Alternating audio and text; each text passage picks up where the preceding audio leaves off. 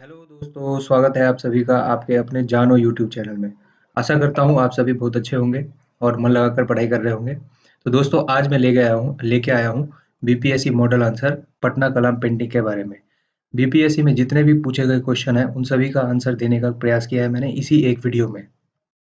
तो दोस्तों इसमें आज पटना कलाम पेंटिंग में हम देखने वाले हैं हिस्टोरिकल बैकग्राउंड जो पटना कलाम पेंटिंग का था, फिर डेवलपमेंट, किस तरीके से इसका डेवलपमेंट हुआ, स्टाइल के बारे में देखेंगे, लोकेशन, एरिया, मतलब कि किन-किन एरिया में इसका विस्तार था, फिर उसके बाद हम देखेंगे सब्जेक्ट में फिर अलग-अलग टाइप्स देखने वाले हैं, फिर ड्राइंग स्टाइल किस तरीके से बनाया जाता था, कलर्स कौन से कलर का प्रयोग किया जाता था, कौन-कौन से फेमस आर्टिस्ट हैं, इस पेंटिंग का पटना कलाम का फीचर क्या है, फिर इसका डिक्लाइन कैसे हुआ और जहाँ कहाँ-कहाँ पे ये पेंटिंग रखे गए हैं और फिर इसका कंक्लूजन देखेंगे।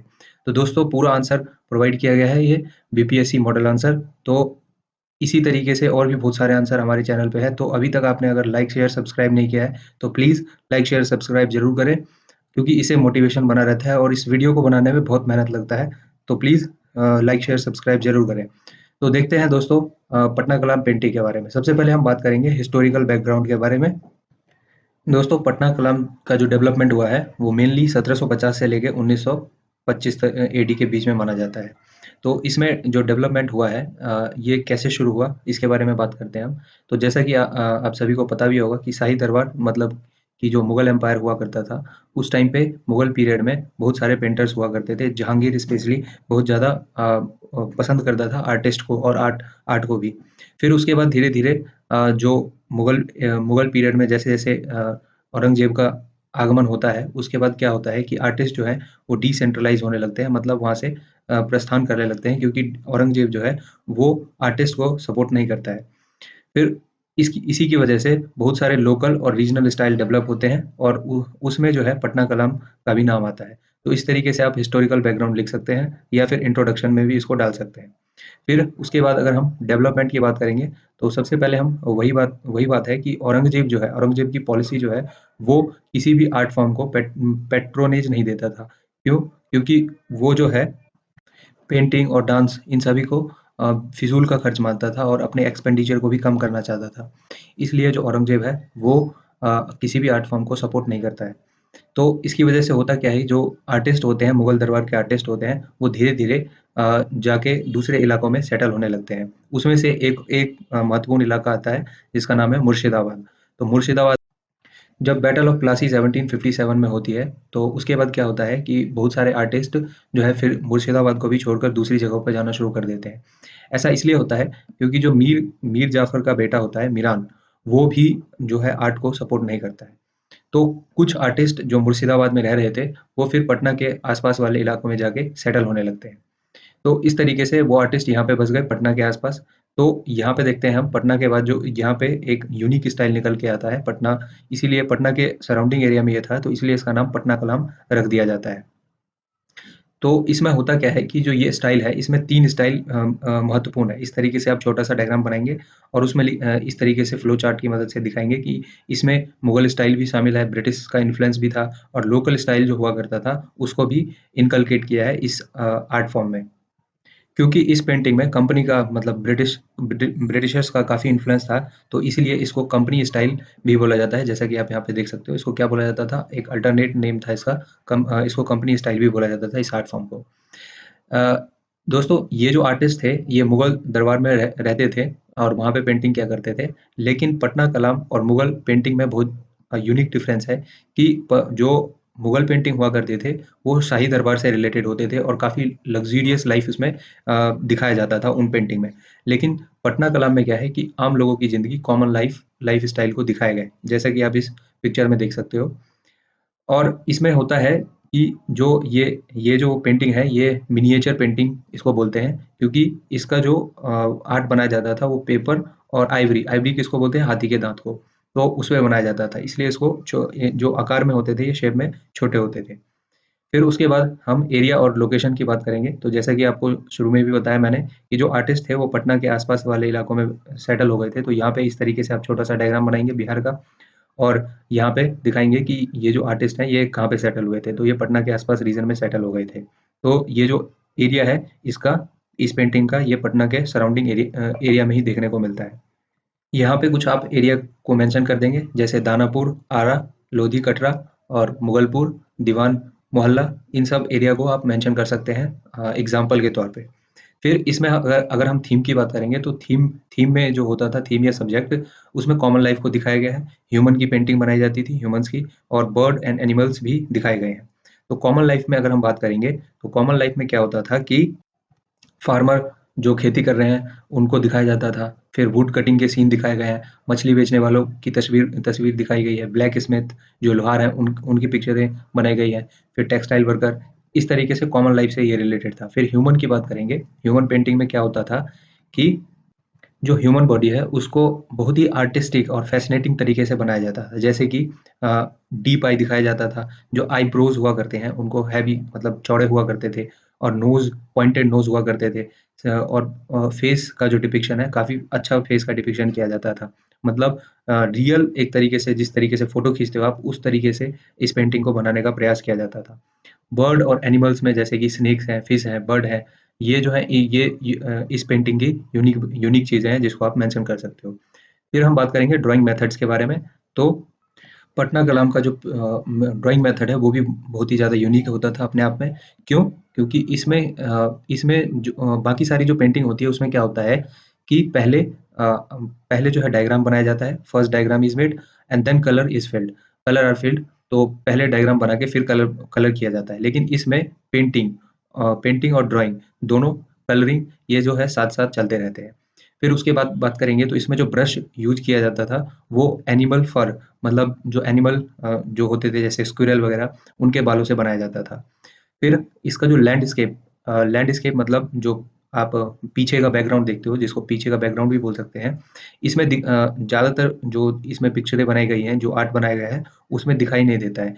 और ये हो सकता है कि इसलिए इन बैकग्राउंड को नहीं बनाया जाता था, क्योंकि वो जो आर्टिस्ट थे, वो उनके पास उतना कॉस्ट नहीं होता था कि वो ज़्यादा हैवी और लग्ज़रियस लाइफ़ को दिखा सके। तो इसलिए कॉस्ट कॉस्ट रिडक्शन के लिए लैंडस्केप या बैकग्राउंड इन पटना कलाम पेंटिंग में देखने को नहीं मिलता है।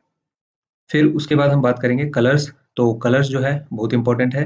तो इसमें क्या है कि सिंपल कलर का यूज़ किया जाता था काफ़ी ज़्यादा, और simplistic and proportionate layout are main features of this style.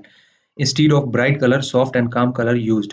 जो ब्राइट कलर होता था वो मुगल आर्टिस्ट जब मुगल स्टाइल में पेंटिंग बनाते थे तो वहाँ पे जो है काफ़ी हैवी कलर का यूज़ करते थे। लेकिन इस पेंटिंग में क्या होता है, सॉफ्ट और काम कलर का यूज़ किया जाता है। और ये जो कलर बनते थे, ये इनका फॉर्मेशन होता था बहुत ही यूनिक वे में। तो इसके ये 3, 4, 5 कलर हैं जिसको आप याद रखेंगे। सबसे पहला है इसमें रेड कलर। तो रेड कलर जो है वो लेकार का यूज़ किया जाता था। लेकार का मतलब होता है लाह, जिससे चूड़ी वगैरह बनती है, आपने देखा भी होगा, लाह की चूड़ियाँ मिलती हैं। फिर व्हाइट कलर जो है क्ले से बनाया जाता था, स्पेशल टाइप का क्ले होता था। ब्लैक कलर जो है ये आइवरी, हाथी के दाँतों को बर्न करके बनाया जाता था। ब्लू कलर इंडिगो से आता था, और येलो जो कलर है लोकल सॉइल सॉइल का यूज़ करते थे वो। और ग्रीन कलर बनाने के लिए ब्लू प्लस येलो दोनों का ही कॉम्बिनेशन कर देते थे, जिससे कि ये colours different different colour form हो जाते थे। तो इस तरीके से पॉइंट वाइज में लिखेंगे, आपको अच्छे मार्क्स मिलेंगे। फिर हम उसके बाद बात करते हैं आर्टिस्ट। तो आर्टिस्ट का भी नाम याद रखना ज़रूरी है। इसमें टेबल के फॉर्म में बनाया हुआ है, तो इस तरीके से आप बनाएँगे तो अच्छा अच्छा देखने में भी अच्छा लगेगा और अच्छे मार्क्स भी मिलेंगे। जैसे टाइम पीरियड है, फिर यहाँ पे आर्टिस्ट दिखाया गया है और इनके फीचर्स क्या होता हुआ करते थे। तो 18th सेंचुरी में सबसे पहले हम first half of 18th century and second half of 18th century.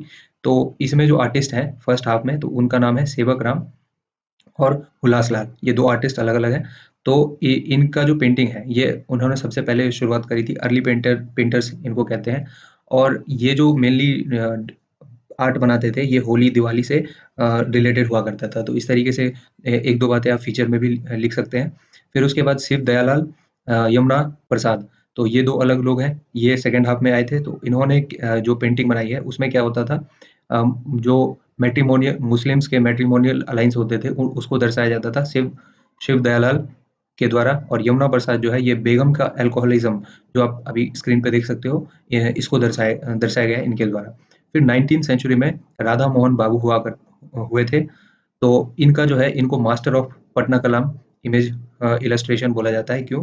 क्योंकि ये जो है पटना कलाम पेंटिंग बनाने में एक्सपर्ट हुआ करते थे। फिर उसके बाद हम 20th सेंचुरी में बात करेंगे तो यहाँ पे हुए थे ईश्वरी प्रसाद।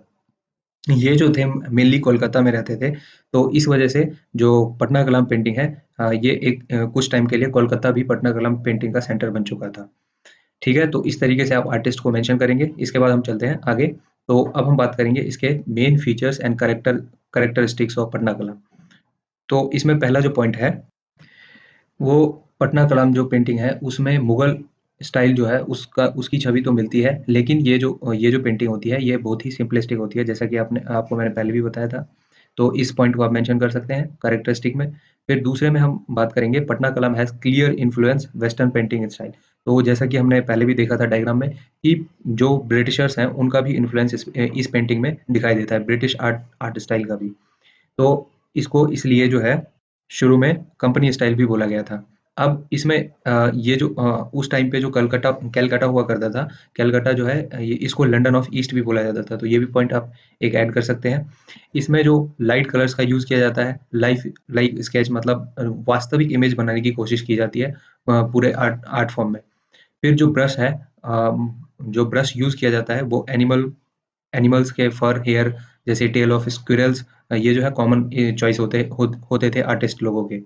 फिर उसके बाद हम बात करेंगे पेपर। तो पेपर को सबसे पहले विट्रॉल एक केमिकल होता है जिसे ट्रीट किया जाता था, और फिर उसके बाद एरोरूट, इन दोनों का मिश्रण से पेपर तैयार किया जाता था, और इसकी वजह से होता ये था कि ये शाइनिंग कलर प्रोवाइड करता था, और साथ साथ में ये प्रिजर्वेटिव का भी काम करता था, जो बहुत समय तक ताकि ये पेंटिंग सुरक्षित रह सके। फिर नेक्स्ट पॉइंट जो है इसमें हम मेंशन करेंगे कि जो ये पेंटिंग हुआ करता था इसमें पेंसिल का यूज़ नहीं किया जाता था, सीधा ही पेंट बनाया जाता था इसमें डायरेक्ट ब्रश की हेल्प से। तो इस इसलिए इस टेक्निक को ना एक स्पेशल नाम दिया गया है जिसको बोलते हैं कजली स्याही। ठीक है, तो ये इंपॉर्टेंट पॉइंट है, इसको आप नोट डाउन कर लेंगे। और इसमें जैसा लिखा हुआ है कजली स्याही means outline were not made, outline इसमें नहीं बनाया जाता था, डायरेक्ट पेंट किया जाता था। इसमें जो इसका एक क्रिटिसिज्म आता है वो ये होता है कि इसमें कोई भी लैंडस्केप, जैसा कि मैंने पहले भी बताया था, या बॉर्डर का यूज़ नहीं किया जाता था। ठीक है, तो ये सारी बातें जो हैं आप मेंशन कर सकते हैं। उसके बाद हम देख लेते हैं कि ये डिक्लाइन क्यों हुआ था। तो डिक्लाइन के लिए भी 3-4 कारण हैं जो हमें याद रखने हैं। Lack of patronage from colonial government. तो कॉलोनियल गवर्नमेंट जो थे उनका मेन इंटरेस्ट तो पैसा कमाना था, पैसा गंवाना नहीं। तो इसलिए वो लोग इन इस आर्ट फॉर्म को कभी-कभार ही पैट्रोनेज दिया करते थे। कोई लॉर्ड वाइसराय, गवर्नर, उनकी जो पेंटिंग बनानी होती थी तभी वो बनवाते थे। और हालाँकि स्पेशल कोई पैट्रोनेज नहीं दिया गया था ब्रिटिशर्स के द्वारा इस पेंटिंग को। फिर उसके बाद जो फ़ोटोग्राफ़ी आ गई थी, जब फ़ोटोग्राफ़ी कैमरे का आविष्कार हो गया था, तो उसके बाद कस्टमर लोगों ने इसका डिमांड कम कर दिया, जिसकी वजह से ये जो आर्ट फ़ॉर्म है, ये धीरे-धीरे डिक्लाइन होने लग गया। तो उसके बाद हम देखते हैं some places where painting kept. तो कुछ पेंटिंग जहाँ अलग-अलग जगहों पे रखे हुए हैं, उस जगह का नाम भी हमें पता होना चाहिए। सबसे पहला जो है जलान म्यूज़ियम इन पटना सिटी, यहाँ पे पेंटिंग रखी हुई है। फिर उसके बाद आता है चैतन्य पुस्तकालय, ये कहाँ पे है? गाय घाट, मुज़फ्फरपुर में। फिर खुदा बख्श ओरिएंटल पब्लिक लाइब्रेरी, ये कहाँ पे है? पटना में। और बिहार म्यूज़ियम, ये पटना में है, और पटना म्यूज़ियम तो पटना में ही है। तो ये दोनों अलग-अलग हैं। दोस्तों, जब मैं रिसर्च कर रहा था तब मुझे ये बात पता चली कि पटना म्यूज़ियम और बिहार म्यूज़ियम जो है, ये 2 अलग-अलग जगह हैं। तो इस तरीके से आप कुछ प्लेसेस के नाम भी मेंशन कर सकते हैं। फिर उसके बाद हम चलते हैं कंक्लूज़न पे। तो कंक्लूज़न में हम यही लिखेंगे कि एक पॉज़िटिव कंक्लूज़न देना है हमें।